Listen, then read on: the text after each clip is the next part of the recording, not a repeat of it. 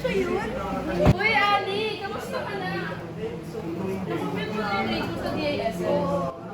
Anong grade mo mo? Ba yun? Matalino rin yun tol eh. Yun yung kariban niya ano. Kariban yun yung isa eh. Matatalino yan silang dalawa. Silang dalawa lang ang dalawa sa mga. Okay, good morning everyone. Hi, sir! Okay, so I'm Mr. Villar. I'm your teacher in writing subject. So as part of our Media and Com Arts Week, there will be a contest conducted by our school council officials.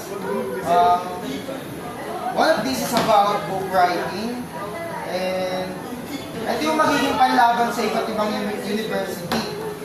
And please take note guys sa not of plagiarism.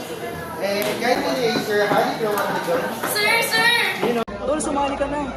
Ang ganda kaya ng librong sinulat mo kanina. Sumali ka na.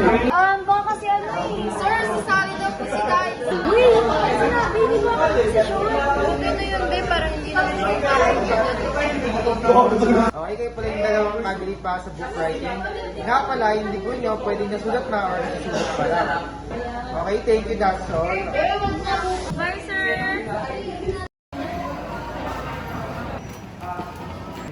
Ikaw yung guys, di ba? Opo. Yung sumali sa book writing?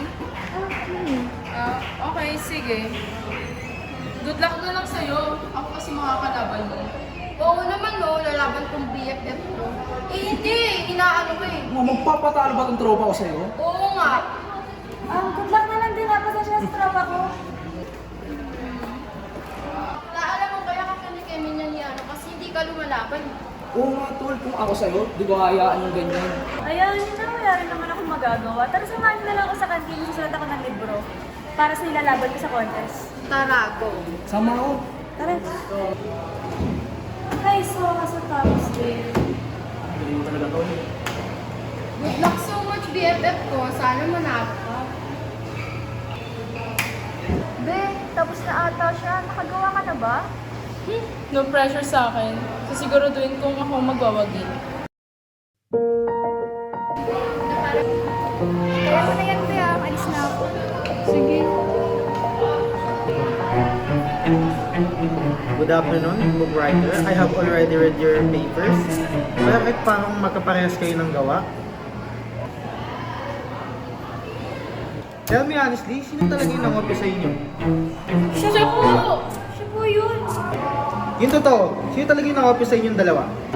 Sir, I can assure you po na hindi po ako yung nangopya sa aming dalawa. Meron po akong patunay na ako talaga yung gumawa ng libro na yun. Tignan mo sir, defensive siya. Ibig sabihin siya talaga ng mafia. Kung wala talaga aamin sa inyo, i-hold ko yung pag-graduate ninyong dalawa. Sir, baka pwede na ako makiusapan. Meron naman po akong patunay. Yes sir, kahit ako kaya ko rin patunayan ang side ko. Okay, kung gusto yung pag-usapan, magkita-kita tayo sa office bukas. Alam mo, umamin ka na. Ikaw naman talaga ng mafia eh. Una pa lang, alam ko may palihim ka na nainggit sa akin. At yun, yung vision ko rin naapektuhan, hindi ako papayag.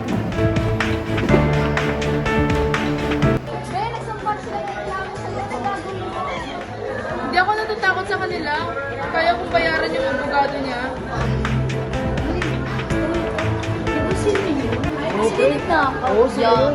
Excuse me, hindi ako nagnanakaw ng gawa. Hindi mo ba alam na intellectual property yung nagsulat mo ng nakaw mo? Yeah. Ika na nga.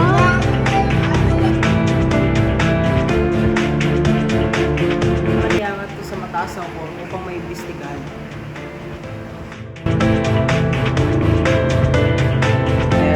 ay nagpapakita ng malinaw na pagbabagsi o Intellectual Property Code of the Philippines si Kasensya sa pangungopya nagresulta para maikod ang pagsusapos nito ay pinay na at hindi na maaari pang baguhin.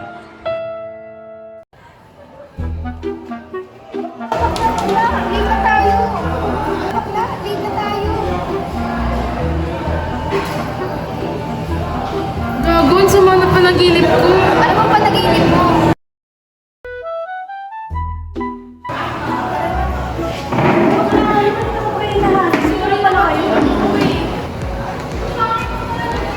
Bakla ka pa rin sa'yo approve sa ginawa natin dito. Talaga ba? Oo. mga